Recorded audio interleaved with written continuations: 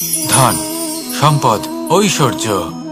মানুষ হয় নিজের সৌভাগ্যের দ্বারা এগুলো লাভ করে থাকেন বা কর্মের দ্বারা। সৌভাগ্য আসলে কি?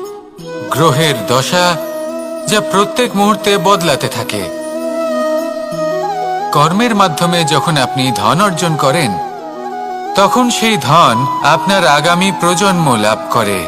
সেটা হয় সে ভোগ করে বা তার জন্য তার ভোগান্তি হয়। আর এটা নির্ভর করছে আপনার কর্মের ওপরে। কি কর্ম করেছেন আপনি সেই ধনকে লাভ করার জন্য।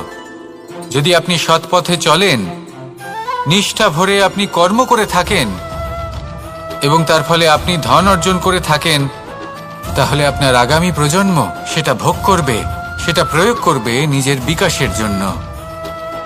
কিন্তু যদি আপনি কুকর্ম করে থাকেন, কোনো রকম ছলনা করে থাকেন এই ধন লাভ করার জন্য, তাহলে 100% আপনার আগামী প্রজন্মকে এর জন্য ভুগতেই হবে। তাহলে আপনি কি চাইবেন?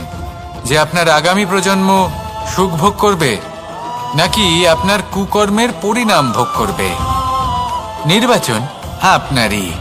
আসুন আমার সাথে ভালোবেসে বলুন রাধা রাধা।